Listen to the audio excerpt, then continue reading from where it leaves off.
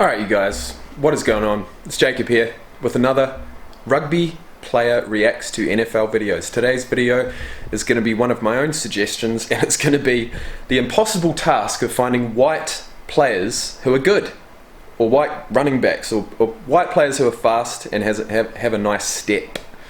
So if you've got any suggestions, hit me up in the comment section below. If you do enjoy this video, press like. If you want to see more, subscribe, because there's plenty more coming. But in the meantime, I'm going to turn the screen recorder on, put the camera down, and try and find the best white players in the NFL. And that's exactly like, I've been searching that into Google. I'm going to now put it into YouTube and see what comes up and just watch one of the videos. So this is for you guys. This is for us, the minority. Okay, so let's put the camera down and roll the intro and get into it. Nothing can stop me. I'm all the way up. All the way up. Okay, so the format that I have been doing this is usually I'll take a question or a suggestion for one of you guys, put it in here and look at that player or that video, etc. But today, you know, I'm going to take things into my own hands and look up, just try and get some white players. Some white players who have done good steps. So how the hell do I look that up? Best white players in NFL. Good white NFL players. Top 10 white running backs in NFL history. Definitely going to watch that one. Let's do it.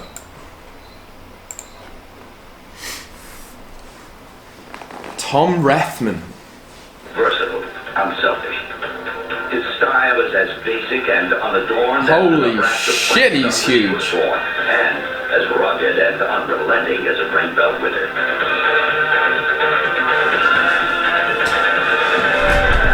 Over the past 8 seasons, the 49er fullback's willingness to do anything at all for the team has made him one of the most valuable members of one of football's premier franchises. If they want him to catch passes, that's what he'll do. And that he'll even score if he has to. In a win over the Giants, well, you'd hope he'd score. Bradman's number was called for an unlikely 3 touchdown receptions. He might get it again. He dives into the end zone. Ed Podolak. Is literally the centerpiece of their offense. Podolak.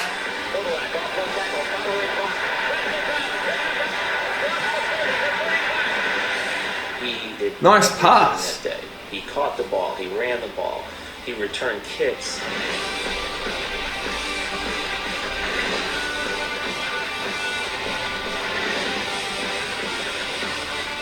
$300 yards. All-purpose yards every time he touched the ball that day. I mean, he was just, you don't think he was moving at a different speed. Shit.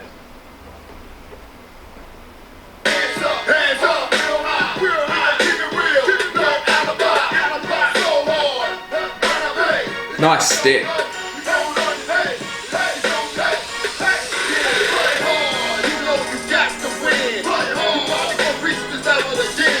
Oh, look at the crowd. What a feeling, eh?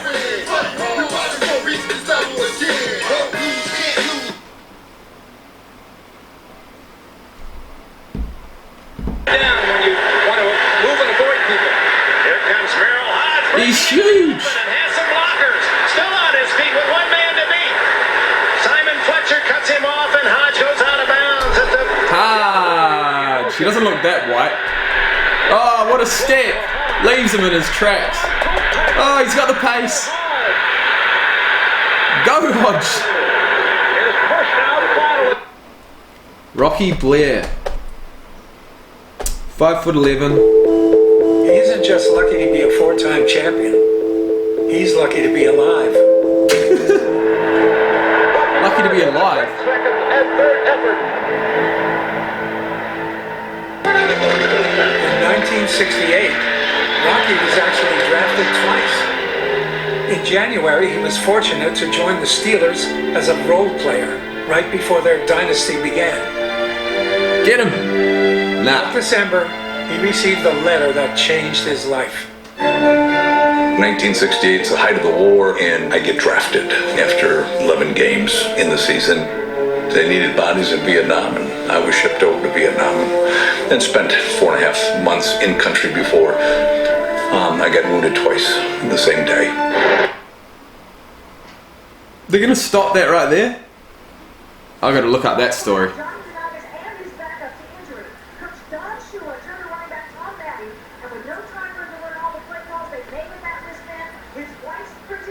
Tom Maddie.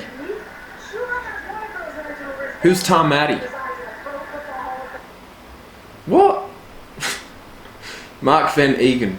6'2", 225 pounds. Out of Colgate University, Mark is already recognized as one of pro football's premier running backs. He led the AFC in rushing in 1970. Mike Allstott. 6'1", 250 pounds. Holy shit! He's huge. Gotta be on gear, surely.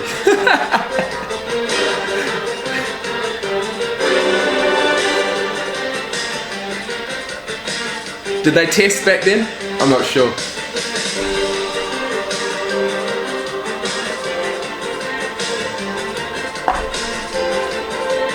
Go, son.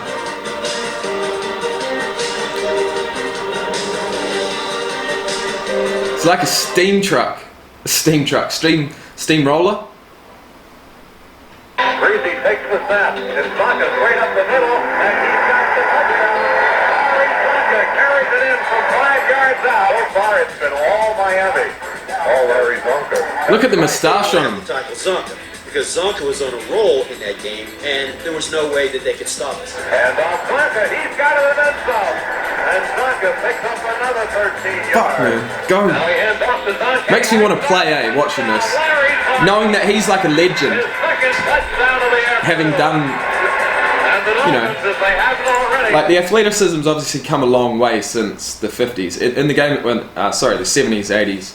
This might be 90s, I don't even know.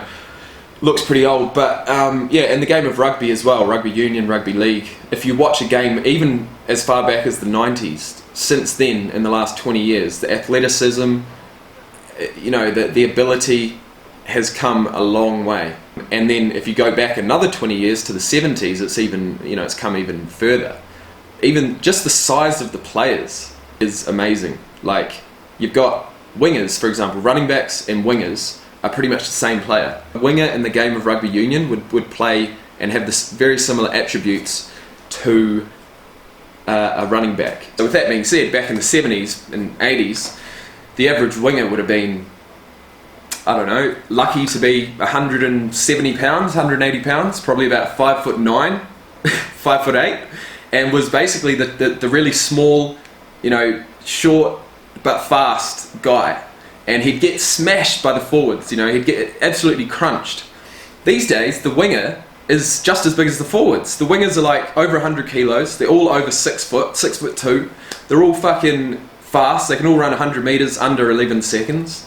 And they can all step, you know, it's crazy the level of athleticism now in rugby. Even from when I was a child watching it, you know, first it was the uniform change. It used to be really baggy, like massive, heavy as cotton jumpers. It changed over time to like, you know, tighter ones. And then now it's that climber cool sort of activewear type material, but really, really tight, snugging the body. It's kind of like skins. And, you know, that's just evolution. Just like the human body, the uniform has come a long way as well. So, anyways, that was a little bit of thought from myself. If this is the first video you're watching of my reactions, I do like to pause the video and talk about the history of the game. And, you know, I'm learning the history of NFL at the same time. And this is amazing. I love it. So I'm definitely going to have to get myself over to America and get myself in one of those crowds at a home game for a team that I like to follow. I've got to pick a team. I've got to pick a team, guys. What the hell am I going to do? Anyways, let's finish this video. Whoops. They have now established clear superiority in this game. And the Miami Dolphins are the champions of the pro football world. I think we got one more. Super Bowl for the second time running. They could not stop the machine that we brought there. Red Grange. 6 foot, 180 pounds. During 13 years of high school, college, and professional football, Red Grange carried the ball 4,013 times for an average of 8.1 yards and scored 531 touchdowns. His astonishing record still stands today. Grange was the greatest broken field runner of his time. Fielding Yost alongside Look at the head coach fucking University of uniforms. Michigan. Look like an astronaut. Grange. He said what Grange can do is run. To which Bob Zupke, the Illinois coach, responded, invoking the name of a famous opera singer of the day, "All Gallikurchi can do is sing." Spies the gap. Off the left. he's fallen over. Oh, here we go. Number 1. John Riggins. 6'2", 230 pounds. Riggins' 1982 postseason run. This is what they think of.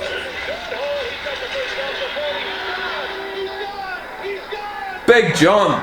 Big John for the line. But Riggins' play before Super Bowl 17 was just as impressive. His Washington legend is all. Oh my God! Look at that thing. It's about to break. That's when he really made big plays. Inside the 20, down to the 16-yard line.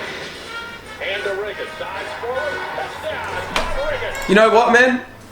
I used to, at the start of these videos, I was giving you guys shit because, you know, if you were running down the sideline and a guy was coming across, you just run out.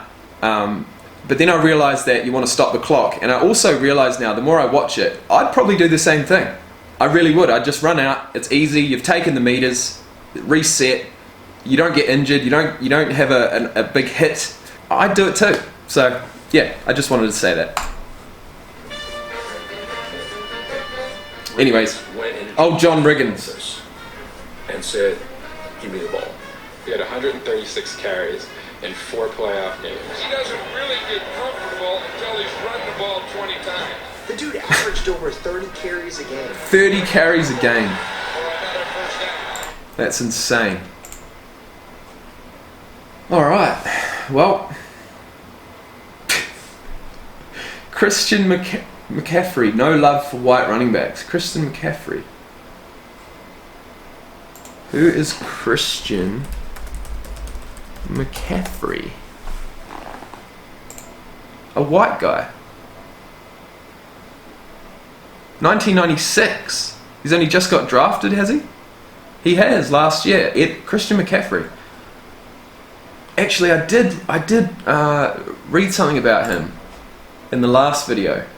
They said that he had an amazing college career, and when he went to the draft, or when he went to the combine, he didn't get the looks from the selectors that he deserved, and he felt like it was because he's white. But I want to see how he's gone in this first year for the Panthers, because if he's killed it, then who really cares? But that is something for another video. So I want to say, if you have liked the video, as always, press like. If you want to see more, subscribe. And I'm going to sit here and do another one. So I'll see you guys very soon. Peace.